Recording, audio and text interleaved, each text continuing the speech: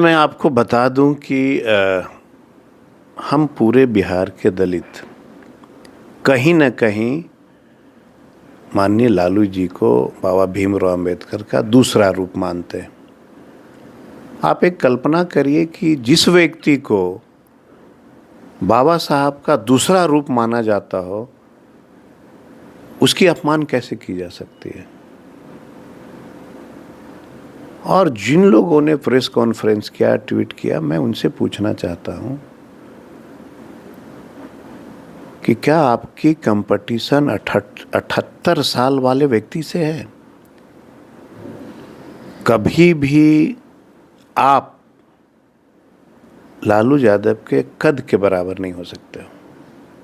हम ये कहना चाहते हैं सम्राट जी से और जिन लोगों ने इस तरह का जो है ट्वीट किया है, ट्रोल किया है, कि किसी गरीब के बस्ती जहाँ पे दलित सुअर चराता हो, जहाँ पे वो पढ़ने लिखने नहीं जाता हो, जहाँ पे भरकमर नली में गली में अपना घर में रहता हो, एक बार उसको ट्वीट करके दिखाओ।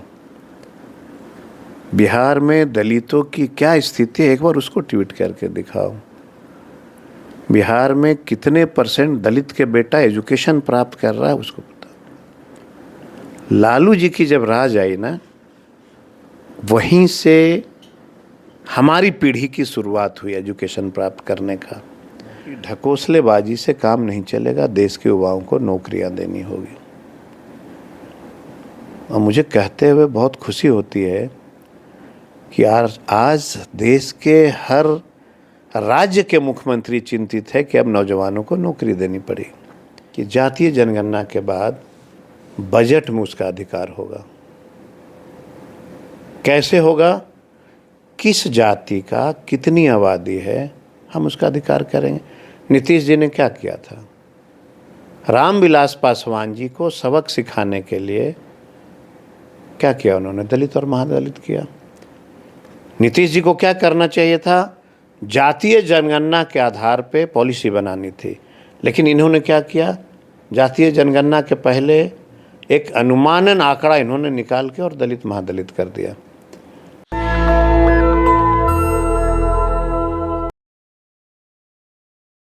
मेरे साथ बिहार के पूर्व मंत्री, आरजेडी के कद्दावर नेता और वर्तमान विधायक सर्वजीत पासवान हैं। आरजेडी ने अपना अध्यक्ष बदला है, अति पिछड़े समाज से आते हैं, मंडल जी को अध्यक्ष बनाया है। क्या चल रही है पार्टी, चुनाव का माहौल भी है। आरजेडी के जो राष्ट्रीय अध्यक्ष है लालू प्रसाद यादव, उन पर आरोप लगा है कि वो बाबा साहब का अपमान कर रहे हैं। सर्वजीत पासवान भी शेड्यूल कास्ट कम्युनिटी से आते हैं और बाबा साहब की पूरी जो राजनीति की जाती है वो दलित समाज को के वोट के लिए की जाती है। तो इन सब मुद्दों पर बात करेंगे।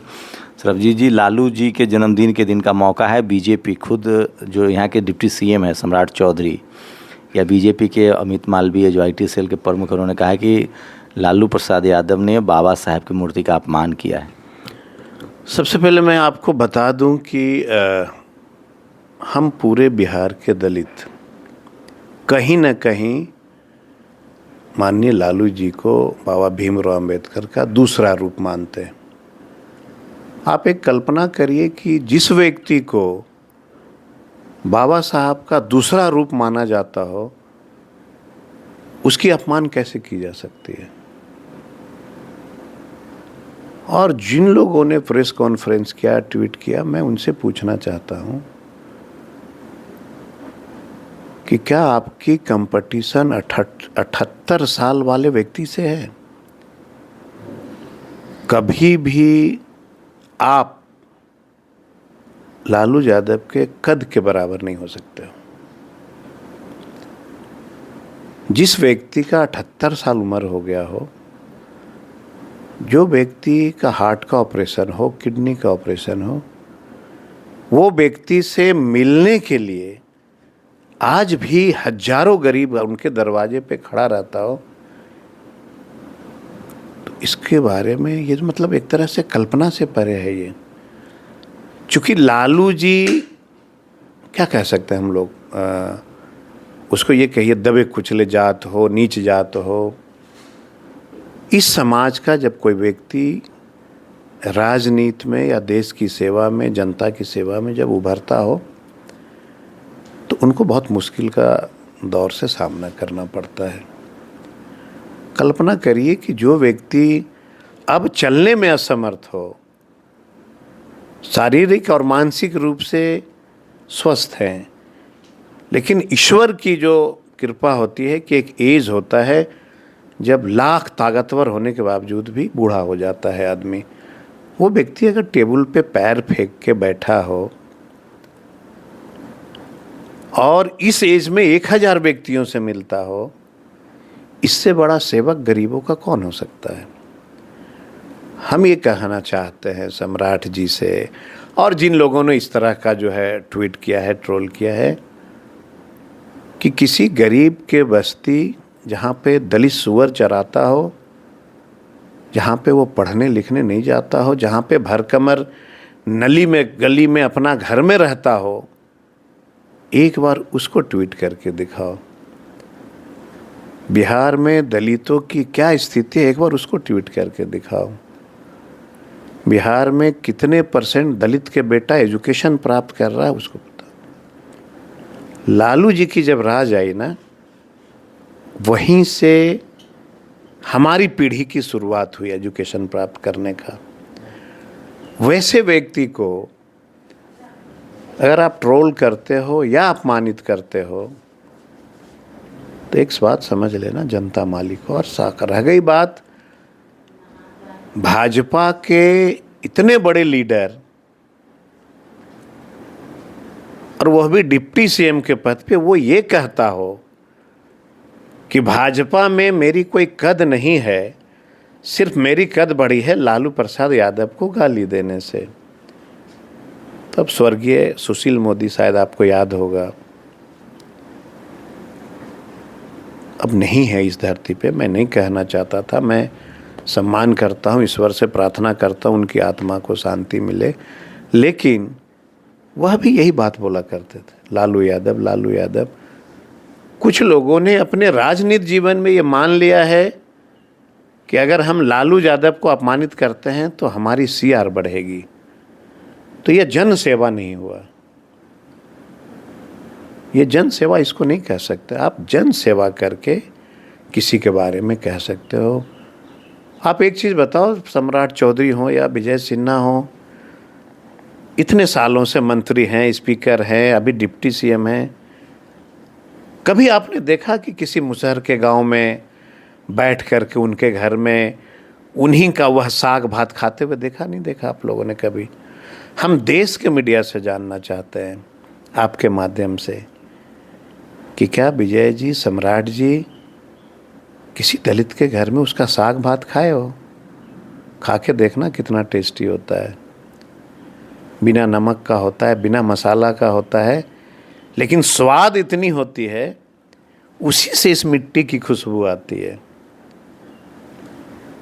तो जो लोग इस तरह की भाषा का प्रयोग करते हों कि बाबा साहब की मूर्ति उनके पैर के पास थी, जरा एक चीज़ बताना आप,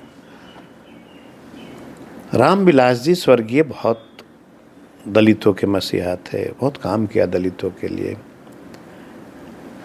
जब उनकी घर को खाली कराई जा रही थी 12 जनपद को, तो उनकी मूर्तियां 4 टुकड़े में करके सड़क पे फेंकी गई थी और बाबा साहब की मूर्तियां साथ में फेंकी गई थी।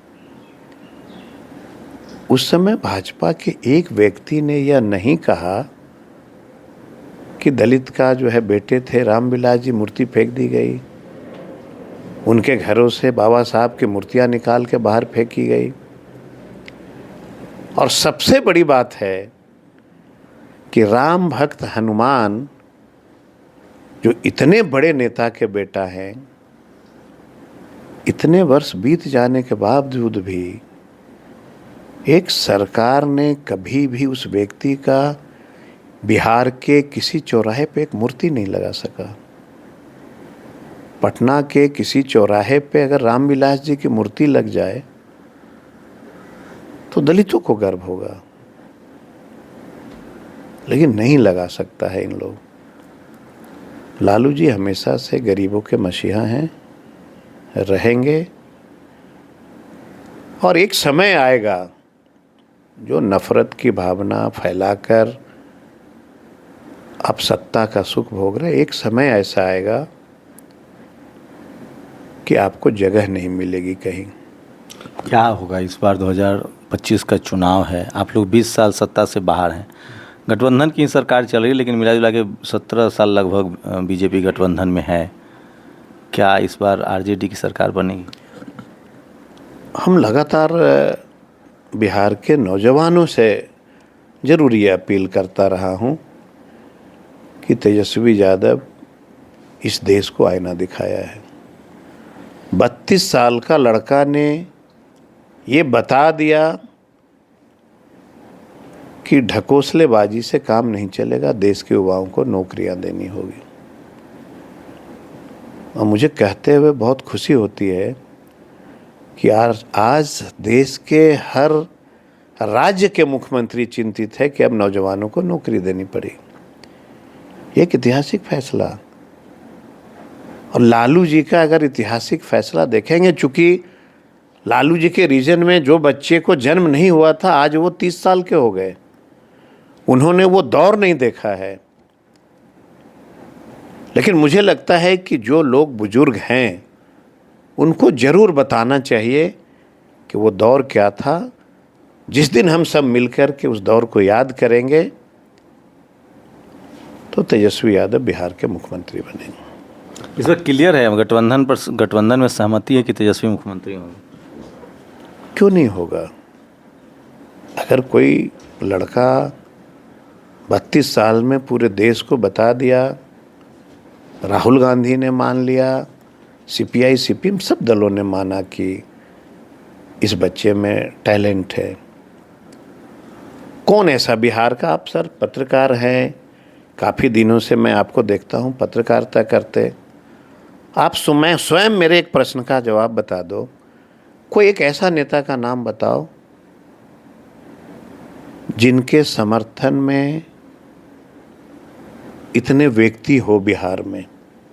कौन ऐसा नेता है? सम्राट जी के पास कौन सा समर्थक है? विजय सिन्हा के पास कौन सा समर्थक? कहने का मतलब कि आज अगर सम्राट चौधरी भाजपा छोड़ दें, उनके काफिले में एक व्यक्ति नहीं चल सकता। विजय सिन्हा अगर भाजपा छोड़ दें, उनके काफिले में एक व्यक्ति नहीं चल सकता है। कौन ऐसा नेता है?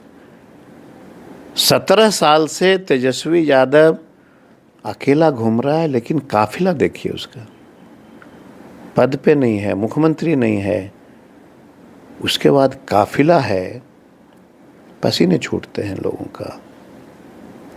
तो लीडरशिप इसको कहा जाता है। ये होता है लीडरशिप। जिसके पास जनमत होता है वो लीडर होता है।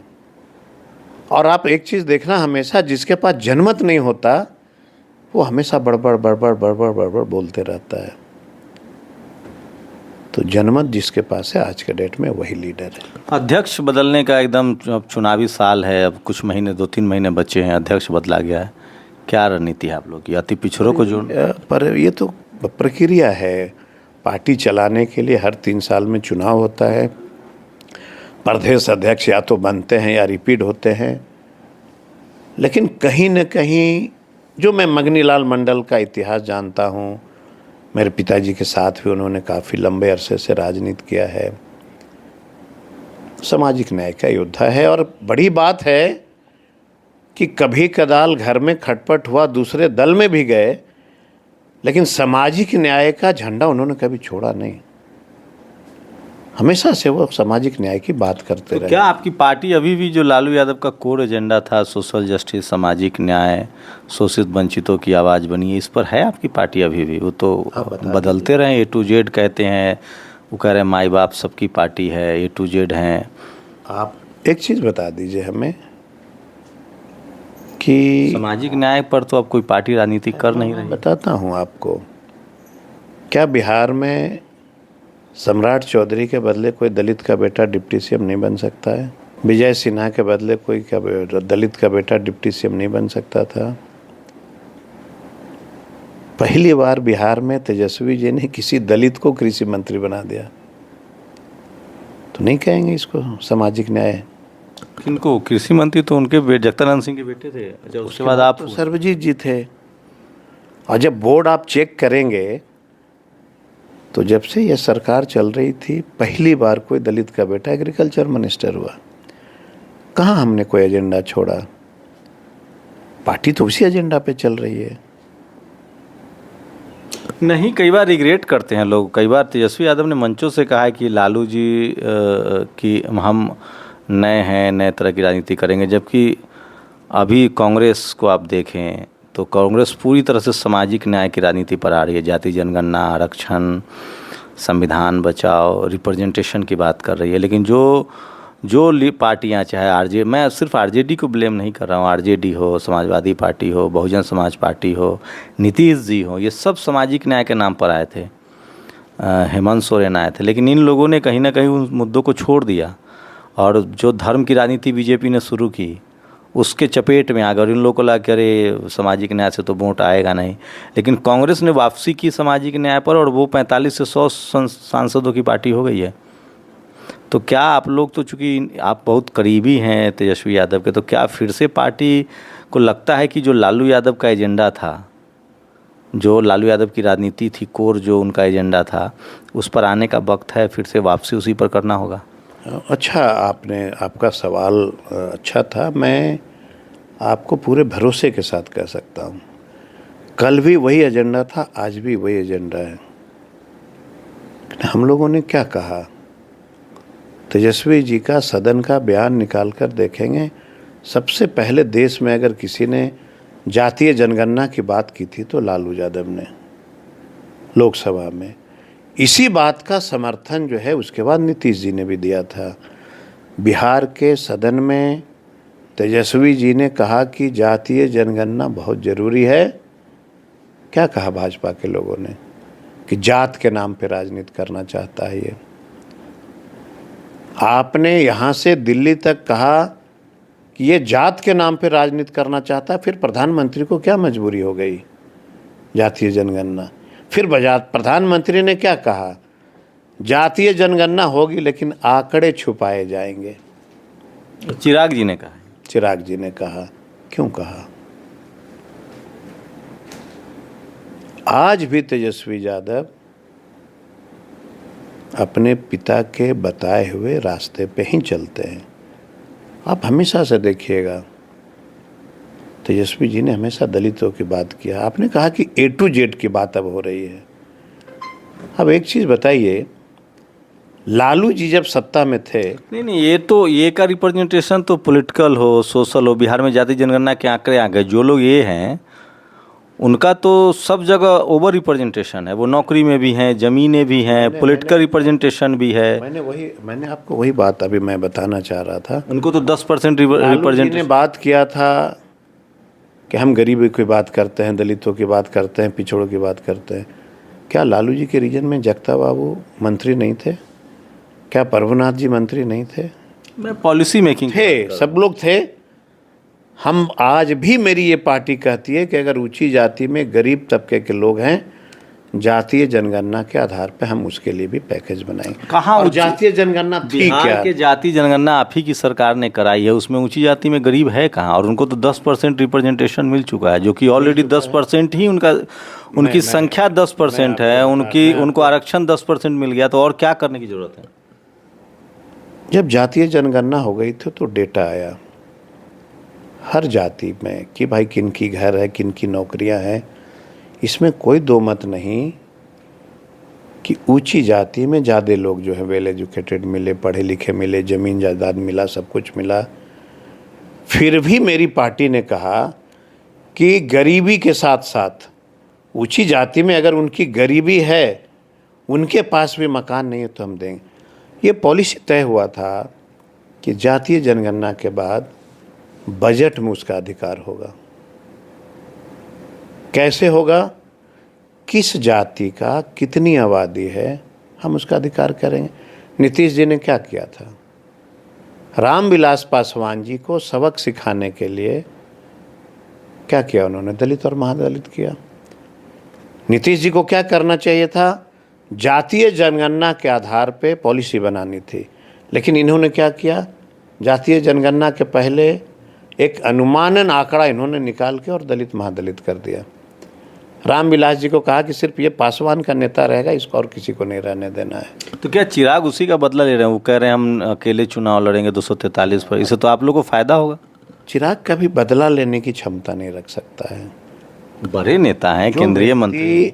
मैंने माना बहुत बड़े नेता हैं, लेकिन जो व्यक्ति के पिताजी ने कभी मंदिर में एक अगरबत्ती नहीं दिखाया, उसका पुत्र एक अंगुली से लेकर बाह तक में फीता बांधता हो, वो तो निजी आस्था का सवाल। तो ये कैसे हो सकता है? ये गरीबी की बात कैसे करेगा? हमने क्या कहा, धर्म की राजनीति क्यों हो रही है? एक राजा थे, उन्होंने मंत्रियों से पूछा कि हमारा राजपाट कैसा चल रहा है? बोला बहुत बढ़िया चल रहा है। मंत्री राजा जब भेष बदल के चौराहे पे गया तो लोग गाली दे रहे थे। तो राजा के मंत्रियों ने कहा कि हुजूर, आपको अब अपमानित होना पड़ रहा है, ऐसा करो धर्म की बात शुरू कर दो। उस राजा ने एक पहाड़ पे मंदिर स्थापित कर दिया और देश की प्रजा जो है बोला इससे बढ़िया राजा कोई हो नहीं सकता। तो ये मान के चलिए कि अगर आप निकम्बे हो, अगर आपके अंदर निकम्बापन है, तो धर्म का काट आपको खेलना। प्रधानमंत्री 20 जून को आ रहे हैं फिर से बिहार में, उन्होंने अयोध्या मंदिर भी बनाया है। ये अलग बात है 400 का नारा था, 240 पर आगे। क्या बिहार में अभी तक बीजेपी अपनी सरकार नहीं बना पाई है? उसका सपना है, ड्रीम प्रोजेक्ट है आरएसएस का, बीजेपी का। 2015 हारे हैं, 2019 वो गठबंधन में है, अपनी सरकार नहीं है। इस बार बीजेपी दमखम लगा रही, कैसे लड़ पाएंगे आप लोग? उनके पास संसाधन है, 10,000 करोड़ की पार्टी है वो, उनके पास अखबार है, टीवी है, मीडिया है। हमारे पार्टी के पास तो 10 रुपया नहीं है, लेकिन जनमत की ताकत है। हमारे पास 10 रुपया भी नहीं है। पार्टी के खाते में अगर आप देखेंगे तो सिर्फ रसीद कटती है, सदस्यता अभियान का वो पैसा है। लेकिन मेरे पास सबसे बड़ा ताकत है, वो है जनमत। जनमत से बड़ा इस धरती पे, इस लोकतंत्र में कोई ताकत हो ही नहीं सकता। और अगर भाजपा बहुत ताकतवर है, अगर भाजपा के पास बहुत बड़े बड़े लीडर हैं बिहार में, तो मैं चुनौती देता हूं, अकेले लड़ो। अकेले तो आरजेडी भी नहीं लड़ रही है, तो दूसरे को क्यों कहना? भाई हम तो कहा कि हम कमज़ोर हो गए थे तो हमने गठबंधन धर्म अपना लिया। आप तो इतने ताकतवर हैं, आपके पास सारे तंत्र हैं, क्यों नहीं लड़ते अकेले? ये बैसाखी का सहारा क्यों? भाजपा के आप लोगों का स्वार्थ बड़ा है। बीजेपी कह रही है कि हम पॉलिटिकल अलायंस, हम डेमोक्रेटिक सिस्टम को फॉलो करते हैं, हम पॉलिटिकल अलायंस में भरोसा करते हैं। मांझी जी जैसे शख्स को जो कैबिनेट मिनिस्टर बनाते हैं वो भले एक सांसद हों। आप लोग का अपना स्वार्थ बड़ा है, आपको अपना परिवार में इतनी ज़्यादा सीटें चाहिए कि आप अलायंस कर ही नहीं सकते हैं, आप में सामंजस्य नहीं है। बहुत अच्छी बात आपने कहा। भाजपा ये कहती है कि हम मांझी जी को सांसद बना के मंत्री बनाते हैं, फिर बिहार में उन्हीं के बेटा को भी मंत्री बनाते हैं, SC ST में फिर अपने दामाद को उपाध्यक्ष बना देते हैं। चिराग जी कहते हैं कि मैं अपने बहनोई को सांसद बनाता हूं, मैं खुद भी सांसद बनता हूं, दिक्कत है? और हम अपने बहनोई को SC ST का चेयरमैन बनाते हैं। अब ये बताओ, आप अगर आम खाएं तो बहुत अच्छा है, और हम अगर थोड़ा सा तोड़ने की भी कोशिश करें तो हम बुरे हैं। परिवारवाद कहाँ नहीं है? उसी सदन में तेजस्वी जी ने इतिहास बता दिया था ना कि मैंने परिवारवाद की बात ही नहीं, मैं कह रहा हूँ बीजेपी कह रही है कि हम दलित रिप्रेजेंटेशन को वोकल कर रहे हैं। तो हम चिराग पासवान हो, मांझी जी हो, आप ये बताइए, बड़ी जिम्मेदारी दी जा रही है ना उन लोग। मैं क्या था? कोई दलित का बेटा पहली बार एग्रीकल्चर मिनिस्टर बना, मैं क्या था? मैं दलित ही था ना। तेजस्वी जी ने अपने तो नहीं बन गए, आप खुद तो नहीं बन गए, तेजस्वी जी ने किसी और व्यक्ति को तो नहीं बनाया। इस चुनाव में क्या भूमिका है? आप बड़े नेता, आपके पिता सांसद भी रहे हैं। मैं कभी भी अपने को बड़ा नेता नहीं मानता हूं, मैं कार्यकर्ताओं को नेता मानता हूं। कार्यकर्ता जो है वही लोकतंत्र को बचा सकता है, और हम तो अपील करेंगे बिहार के तमाम नौजवानों से, कार्यकर्ताओं से कि ये मौका अगर गवा दिए तो फिर कभी नहीं। कितनी सीटें हैं? सरकार होगी हमारी मिलीजुली। पूरी बहुमत। जब मिलजुल के चुनाव लड़ेंगे तो ये जाहिर सी बात है कि मिलीजुली होगी, सबके सहयोग से ही बनेंगे, लेकिन सरकार हमारी बनेगी। बिहार में बीजेपी लगता है कि गलत कार्ड खेल रही है। बाबा साहब के अपमान का मुद्दा जो है वो लालू यादव पर फिट नहीं बैठता है। मैं बिहार के ही जिस अम्बेडकर यूनिवर्सिटी से पढ़ा हूँ, मुजफ्फरपुर यूनिवर्सिटी नाम था, बाबा साहब की रातों रात मूर्तियाँ लगाई गई थी। जब मायावती मुख्यमंत्री नहीं बनी थी तो भारत में अगर आप बात करें तो बाबा साहब की सबसे ज़्यादा मूर्ति, ज्योतिबा फुले की मूर्ति, ये सब लालू प्रसाद यादव ने लगाया है। अम्बेडकर यूनिवर्सिटी उन्होंने नाम रखा मुजफ्फरपुर यूनिवर्सिटी का, बिहार में कोई अम्बेडकर यूनिवर्सिटी से नहीं था।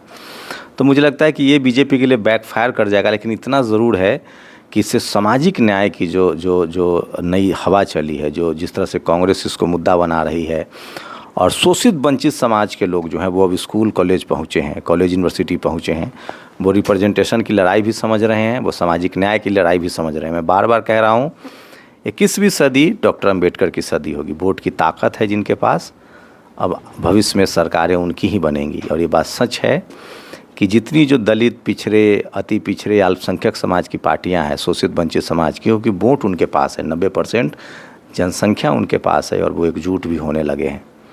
पूरी बातचीत पर आपकी क्या राय है? अपनी प्रतिक्रिया जरूर दीजिए। बिहार में ऊँट किस करवट बैठेगी? क्या बीजेपी अपनी सरकार बना पाएगी, या पिछली बार आरजेडी थोड़े से अंतर से चूक गई थी, क्या उसकी अपनी सरकार होगी? आपकी राय बहुत ज़रूरी है। शंभू कुमार सिंह, नेशनल दस्तक, पटना। नेशनल दस्तक की आपसे गुजारिश है कि अगर इसको बचाना चाहते हैं तो नेशनल दस्तक को सब्सक्राइब करने के लिए रेड कलर के सब्सक्राइब बटन को दबाएं, फिर बेल आइकन की घंटी दबाएं। नेशनल दस्तक को बचाने के लिए बहुत ज़रूरी है कि हर खबर को शेयर करें, लाइक करें, कमेंट जरूर करें।